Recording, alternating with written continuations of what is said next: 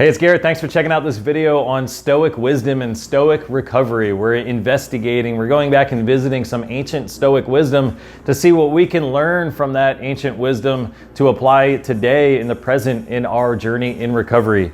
And this passage that I read is from Marcus Aurelius, and he reminds us, just don't make things worse. He reminds us how much more harmful are the consequences of anger and grief than the circumstances that arouse them in us. This is an incredible reminder of how important it is to maintain that control over our emotions and not allow those things that are external to us, those events or those circumstances that come up in our life, to stimulate that grief or that anger in us. Because the longer that we're sitting in that emotion, the longer we're not being that best version of ourselves, the longer that we're not acting in the best way that we can or the best way that we know how, the longer that we are distracted, our focus is distracted, our creativity is disturbed, and everything in our life is going to be worse for as long as we hold on to those emotions. Unfortunately, for many of us, myself included, I'll get angry at something and then come to find out in hindsight, looking back at it, the anger itself actually created a greater consequence or took a greater cost in my life than whatever that thing was that I was angry with to begin with.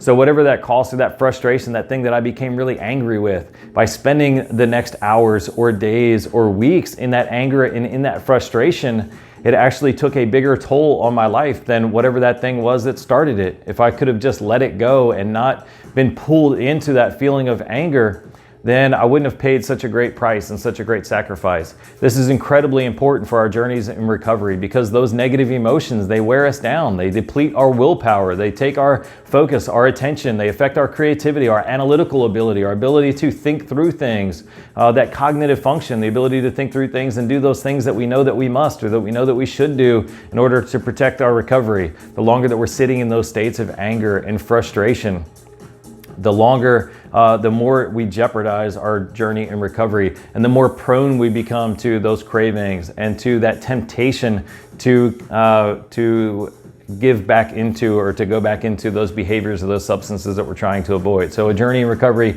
extremely important to do what we can to avoid these emotions and not let them fester when they do come up. As he says, just don't make things worse. How much more harmful are those consequences of anger and grief than the original circumstances that created it? Thanks for checking out this video and learning a little bit more Stoic wisdom that you can use to empower your recovery. Please share this video with somebody that needs to hear it and look for some more videos coming very soon. Appreciate you. You be well.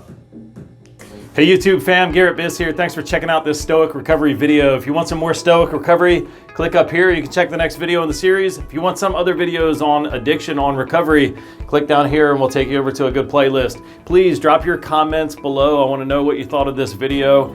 Please share it with somebody that would like it. And of course, click down here and subscribe to join this channel so you get notifications when the next videos come out. Appreciate you. You be well.